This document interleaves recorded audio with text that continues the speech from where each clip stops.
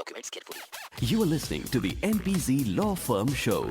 Immigration woes, visa serve no's. US and Canadian immigration and nationality lawyers who speak your language. Welcome back, interpreting and explaining immigration law and what it means for you with the lawyers from the NPZ Law Group, a full-service immigration and nationality law firm right here in New Jersey, New York, Indiana, India, and Canada. And with 20 years of legal experience, Snehal Batra is managing attorney at NPZ's Raritan office. Hello, Snehal. Hi Vijaya, namaste, કેમ છો? કેમ છો તમે કેમ છો? હું સારું છું. So Snehal, explain to me what are the age-based exemptions to English and civics requirements for the naturalization exam, and what really is a medical disability waiver? Yes, Vijaya, absolutely. So, when an applicant applies for naturalization or citizenship, they have to pass the naturalization test, which means they have to speak, read, and write basic English and have an understanding of the U.S. history and government. And depending on your age and how long you've been a green card holder, you may qualify for an exemption of the English requirement, the civics requirement, or both.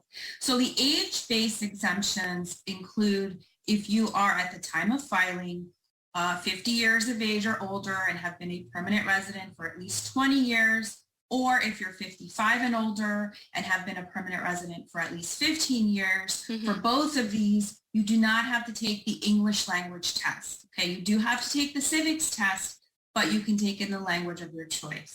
Now, if you're 65 years and older and have lived as a permanent resident for at least 20 years, you don't have to take the English test as well, and you can take the civics test in the language of your choice, and there's a special civics test for those over 65.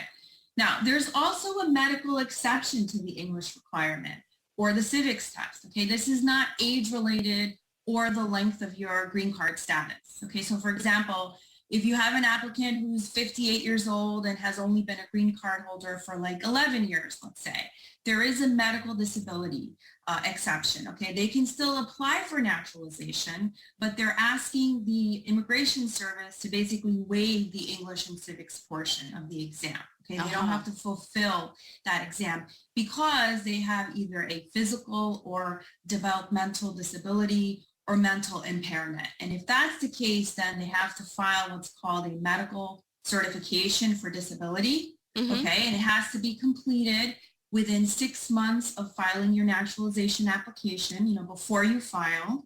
And then it's submitted with your naturalization application. There's no fee. And only certain medical professionals are allowed to complete the form, like a medical doctor, clinical psychologist, doctors of osteopathy. But what is a medical disability? Clients call all the time and say, well, I have my mother is very old and she has a hard time, speaking English. She's been here for a long time. Can we get a doctor to submit this form? So it's not as simple as that. We don't make that determination. In fact, immigration also does not make that determination. They can't second guess the doctor. The doctor has to show that there is some type of what the disability is, what the impairment is, and that the applicant cannot successfully complete the civics and English requirement. There has to be some type of clinical diagnosis of the condition.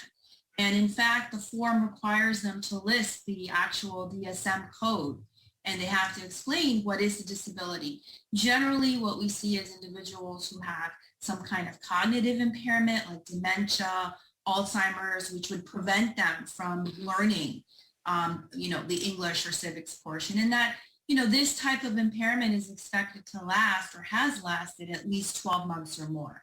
So these are the things that the doctor has to certify. And importantly, the Immigration Service, again, they have to accept the medical professional's diagnosis. They can't second guess the doctor or ask the applicant for their own evaluation, So unless they determine that there is some type of finding of doubt or credibility, misrepresentation or something like that, they're not able to second guess the doctor. So one of the things I do want to say is that also if there is such a case where the individual is unable or has a hard time, they also have accommodations based on disability. So if somebody is, let's say, blind and needs Braille or sign language, immigration does allow for reasonable accommodations, and they are actually very accommodating. So Okay. it's very good to speak to an attorney to go over these. Very good to issues. speak to an attorney, and of course, doctor knows best. Absolutely. Yeah. So there you have it. If you're looking to secure a green card, citizenship, Canadian immigration, adjustment of status, H-1B visas, marriage cases, just go to NPZ Law Group by logging on to visaserve.com or calling them at 201-670-0006.